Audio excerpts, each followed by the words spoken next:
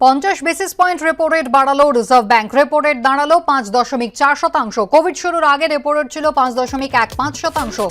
মুদ্রাস্ফীতির হার কমানোর লক্ষ্যে repo rate বাড়াচ্ছে আরবিআই, মত অর্থনীতিবিদদের একাংশের।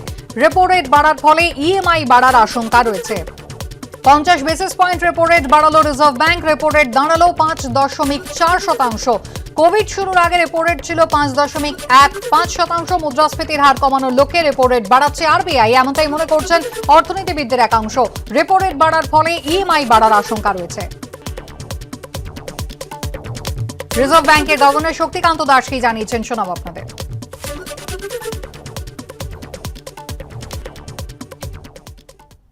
The MPC decided unanimously to increase the policy repo rate by 50 basis points, 50 basis points to 5.4% with immediate effect.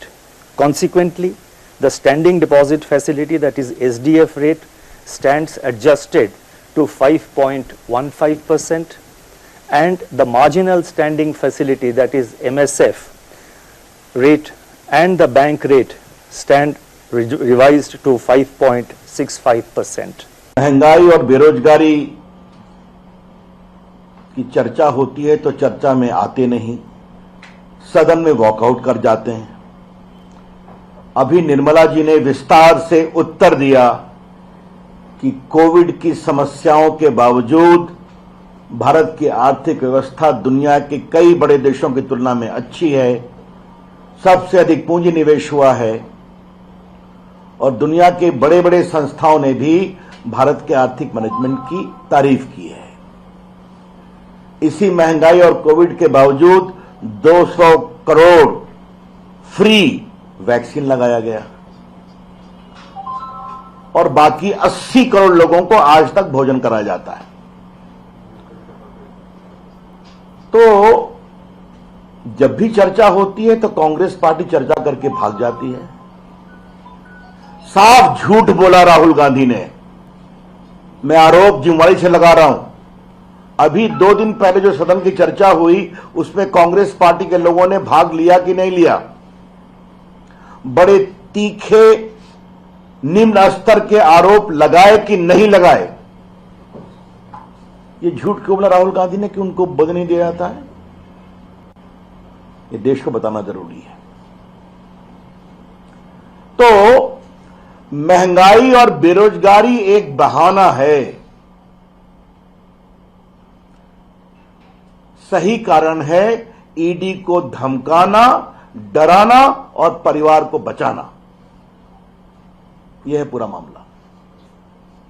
मैं पुनः इसको कहूंगा, महंगाई और बेरोजगारी की चर्चा एक बहाना है,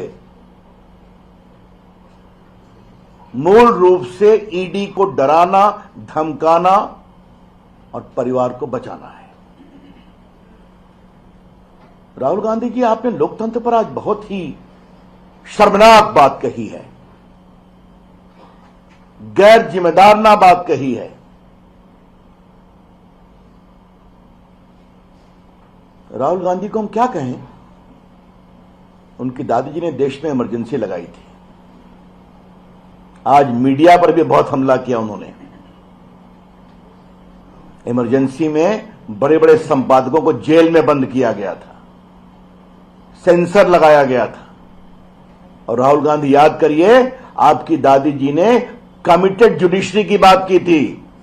कुछ याद है आपको? लोकतंत्र की नसीहत हमें देते हैं।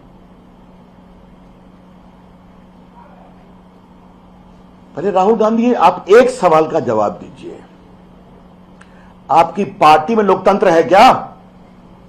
आई repeat, Mister Rahul Gandhi, please reply to the straight question, do you practice democracy within your party?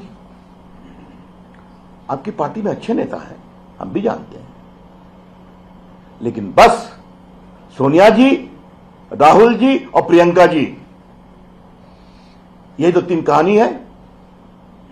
आपकी अगुवाई में कांग्रेस पार्टी बार बार हारती है। कांग्रेस पार्टी को अगर जनता वोट नहीं देती है तो कृपया करके लोकतंत्र पर क्यों आप ठीकरा फोड़ते हैं Rahul Gandhi. Why you blame democracy when the people of India reject you with repeated regularity? अब इसके लिए हम कहां से जिम्मेवार है भाई? 19 के चुनाव में आपने हमारे लोकप्रिय प्रधानमंत्री पर क्या क्या नहीं कहा, जिन शब्दों को हम कह नहीं सकते। चौकीदार को लेकर उन्होंने क्या क्या शब्द नहीं कहा, देश ने रिजेक्ट कर दिया, आपको और कस के हरा दिया, हमें और बहुमत दे दिया। आपकी बहन गई उत्तर प्रदेश में लड़की हूं लड़ सकती हूं का नारा लेकर के, तो जनता ने आपको एक सीट नहीं दिया।